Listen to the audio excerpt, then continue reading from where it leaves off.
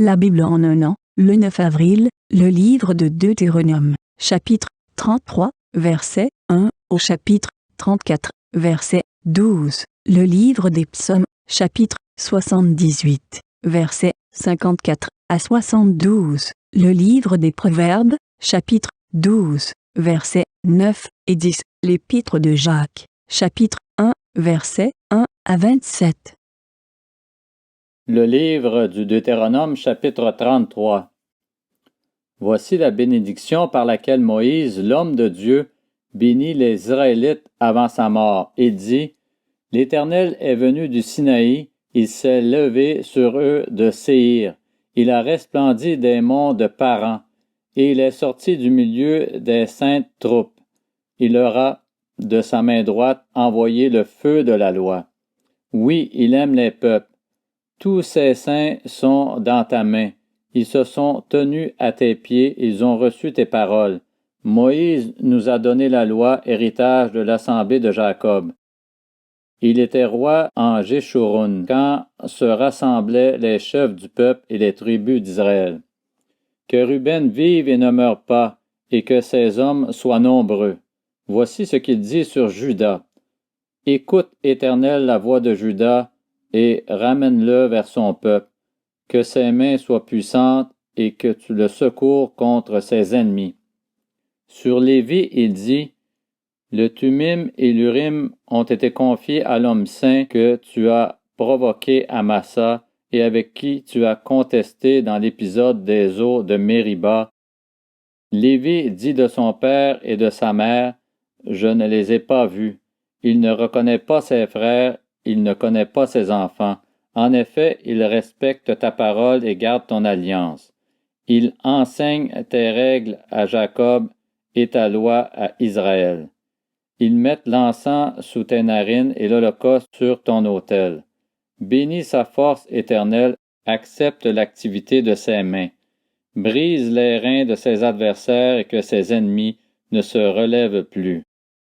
Sur Benjamin, il dit, c'est le bien-aimé de l'Éternel, il habitera en sécurité auprès de lui.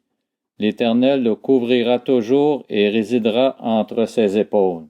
Sur Joseph, il dit, son pays recevra de l'Éternel en signe de bénédiction, le meilleur don du ciel, la rosée, la meilleure eau qui est en bas, les meilleurs fruits du soleil, les meilleurs fruits de chaque mois, les meilleurs produits des montagnes anciennes, les meilleurs produits des collines éternelles, les meilleurs produits de la terre et de ce qu'elle contient.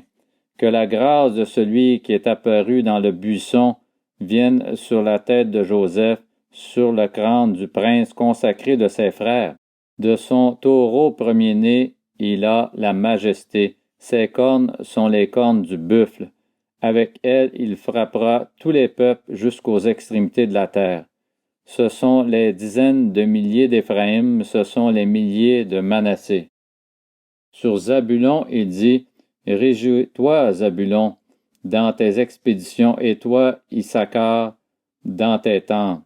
Ils appelleront les peuples sur la montagne, là ils offriront des sacrifices de justice, car ils suceront l'abondance de la mer et les trésors cachés dans le sable. » Sur Gad, il dit, « Béni soit celui qui met Gad au large. Gad se couche comme une lionne, il déchire les pattes et la tête de sa victime. Il a eu droit au premier choix, car là est cachée la part du chef. Il a marché en tête du peuple, il a mis en œuvre la justice de l'Éternel et ses règles envers Israël. » Sur Dan, il dit, « Dan est un jeune lion qui s'élance du Basan. » Sur Nephtali, il dit, « Nephtali, toi qui es rassasié de faveur et comblé des bénédictions de l'Éternel, prends possession des régions situées à l'ouest et au sud. » Sur Azer, il dit, « Béni soit Azer parmi les fils de Jacob, qu'il soit agréable à ses frères et qu'il plonge son pied dans l'huile. Que tes verrous soient en fer et en bronze et que ta vigueur dure autant que ta vie. Personne ne peut se comparer au Dieu de Jéshurun. Il chevauche le ciel pour venir à ton aide, il chevauche avec majesté les nuages. Le Dieu d'éternité est un refuge. Sous ses bras éternels est un abri. Devant toi, il a chassé l'ennemi, il a dit, « Extermine-le ». Israël réside en sécurité, la source de Jacob est à part dans un pays de blé et de vin nouveau, et son ciel distille la rosée. Que tu es heureux, Israël! Qui est comme toi un peuple sauvé par l'Éternel? Il est le bouclier qui te secourt, l'épée qui fait ta grandeur. Tes ennemis te flatteront, et toi tu piétineras leur hauteur. Le livre du Deutéronome, chapitre 34. Moïse monta des plaines de Moab sur le mont Nébo, au sommet du Pisga, vis-à-vis de Jéricho. L'Éternel lui fit voir tout le pays, Galaad jusqu'à Dan, tout Nephtali, le pays d'Éphraïm et de Manassé, tout le pays de Juda jusqu'à la mer Méditerranée, le Négued, les environs du Jourdain, la vallée de Jéricho, la ville des palmiers, jusqu'à Tsoar. L'Éternel lui dit, « Voilà le pays que j'ai juré de donner à Abraham, à Isaac et à Jacob en disant, « Je le donnerai à ta descendance. Je te l'ai fait voir de tes yeux, mais tu n'y entreras pas. » Moïse, le serviteur de l'Éternel, mourut là dans le pays de Moab, conformément à l'ordre de l'Éternel. L'Éternel l'enterra dans la vallée, dans le pays de Moab, vis-à-vis de Beth-Péor. Personne n'a su où était son tombeau jusqu'à aujourd'hui. Moïse était âgé de 120 ans lorsqu'il mourut. Sa vue n'était pas affaiblie et il n'avait pas perdu sa vigueur. Les Israélites pleurèrent Moïse pendant 30 jours dans les plaines de Moab. Puis les jours de pleurs et de deuil sur Moïse arrivèrent à leur terme. Josué, fils de Nun, était rempli de l'esprit de sagesse, car Moïse avait posé ses mains sur lui. Les Israélites lui obéirent et se conformèrent aux ordres que l'Éternel avait donnés à Moïse. Il n'a plus surgi en Israël de prophète semblable à Moïse que l'Éternel connaissait face à face. Personne ne peut lui être comparé pour tous les signes et les miracles que Dieu l'a envoyé faire en Égypte contre le Pharaon, contre ses serviteurs et contre tout son pays, et pour tous les actes terrifiants que Moïse accomplit avec puissance sous les yeux de tout Israël. Le livre des Psaumes, chapitre 78. Il les avait amenés sur son saint territoire, jusqu'à la montagne que sa main droite avait conquise. Il avait chassé des nations devant eux, leur avait distribué le pays en héritage, et avait fait habiter les tribus d'Israël dans les tentes de ses peuples. Mais ils ont provoqué le Dieu très haut, et se sont révoltés contre lui. Ils n'ont pas respecté ses instructions. Ils se sont éloignés et ont été infidèles comme leurs ancêtres. Ils se sont retournés comme un arc trompeur. Ils l'ont irrité par leur haut lieu. Ils ont excité sa jalousie par leurs idoles. Dieu a entendu cela et il a été irrité. Il a durement rejeté Israël. Il a abandonné la demeure de Silo, la tente où il habitait parmi les hommes. Il a livré sa puissance à l'exil et sa parure entre les mains de l'ennemi. Il a livré son peuple à l'épée et s'est irrité contre son héritage. Le feu a dévoré ses jeunes gens et ses vierges n'ont plus été célébrées. Ses prêtres sont tombés par l'épée et ses veuves n'ont pas pleuré leur mort. Le Seigneur s'est éveillé comme un homme qui a dormi, comme un héros ragaillardi par le vin. Il a frappé ses adversaires et les a fait reculer. Il les a couverts d'une honte éternelle. Il a rejeté la tente de Joseph. Il n'a pas choisi la tribu d'Éphraïm, mais il a choisi la tribu de Juda, le mont Sion qu'il aimait. Il y a construit son sanctuaire, solide comme les hauteurs, comme la terre qu'il a établie pour toujours. Il a choisi David, son serviteur, il l'a fait sortir des bergeries. Il l'a pris derrière les brebis qui allaitent, pour faire de lui le berger de Jacob, son peuple, d'Israël, son héritage. David les a dirigés avec un cœur intègre et les a guidés avec des mains habiles. Le livre des Proverbes, chapitre 12. Mieux vaut être de condition modeste et avoir un serviteur que de faire l'important et de manquer de pain. Le juste connaît bien son bétail, mais le cœur des méchants est cruel.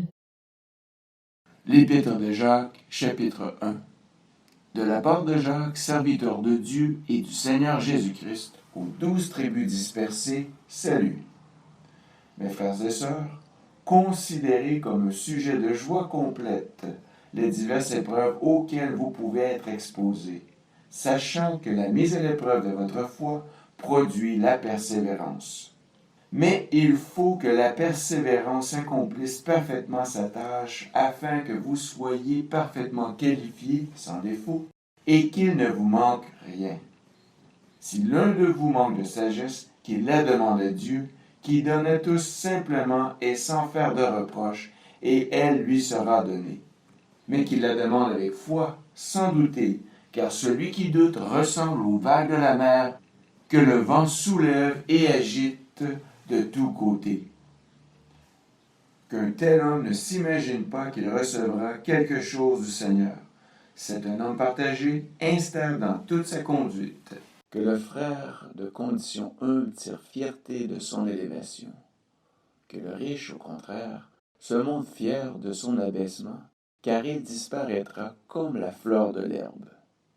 Le soleil se lève avec son ardente chaleur et dessèche l'herbe. Sa fleur tombe et toute sa beauté s'évanouit. De même, le riche flétrira dans ses entreprises. Heureux l'homme qui tient bon face à la tentation, car après avoir fait ses preuves, il recevra la couronne de la vie que le Seigneur a promise à ceux qui l'aiment. Que personne, lorsqu'il est tenté, ne dise « c'est Dieu qui me tente », car Dieu ne peut pas être tenté par le mal et il ne tente lui-même personne.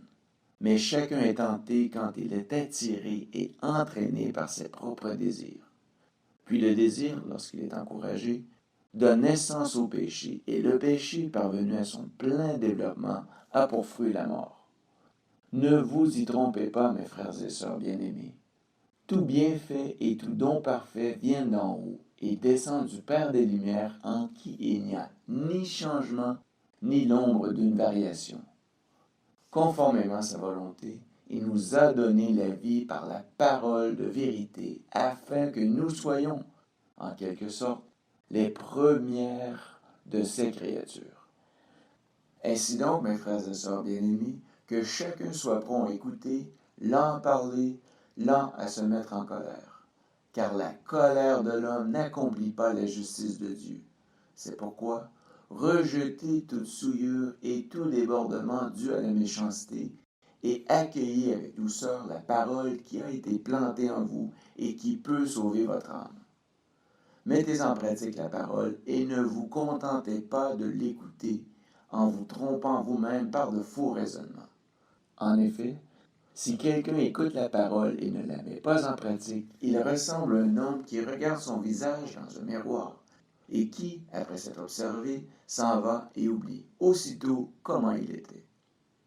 Mais celui qui a plongé le regard dans la loi parfaite, la loi de la liberté, et qui a persévéré, celui qui n'a pas oublié ce qu'il a entendu, mais qui se met au travail, celui-là sera heureux dans son activité. Si quelqu'un parmi vous croit être religieux, alors qu'il ne tient pas sa langue en bride, mais trompe son propre cœur, sa religion est sans valeur. La religion pure et sans tache devant Dieu notre Père consiste à s'occuper des orphelins et des veuves dans leur détresse et à ne pas se laisser souiller par le monde.